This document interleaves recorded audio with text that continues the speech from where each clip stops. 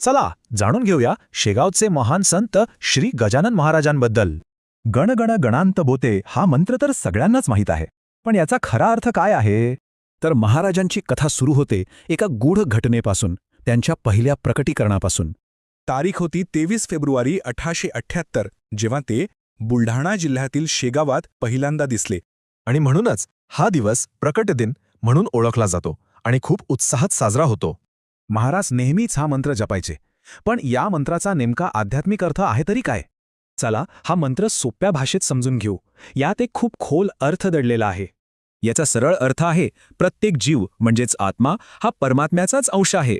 महाराजांनी अनेक चमत्कार केले, पण त्यामागे एक खास उद्देश होता. तो काय असेल बर?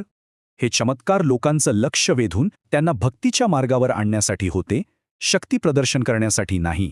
जसं की कोरड्या विहिरीत पाणी आणणं किंवा आजारी लोकांना बरं करणं. ह्या सगळ्यामुळे लोकांची श्रद्धा वाढत गेली. आता पाहूया महाराजांचा अंतिम प्रवास आणि त्यांचा आजही टिकून असलेला वारसा. 8 सप्टेंबर 1910 ऋषी पंचमीच्या दिवशी महाराजांनी स्वेच्छेने देह त्यागला. यालाच संजीवन समाधी म्हणतात. आज शेगाव एक मोठं तीर्थक्षेत्र बनलं आहे. दरवर्षी लाखो भाविक इथे दर्शनाला येतात. त्यांचं संपूर्ण जीवन दासगणू महाराजांनी श्री गजानन विजय या ग्रंथात खूप सुंदरपणे मांडलं आहे. या ग्रंथात एकूण 21 अध्याय आहेत आणि भक्त मोठ्या श्रद्धेने याचं पारायण करतात.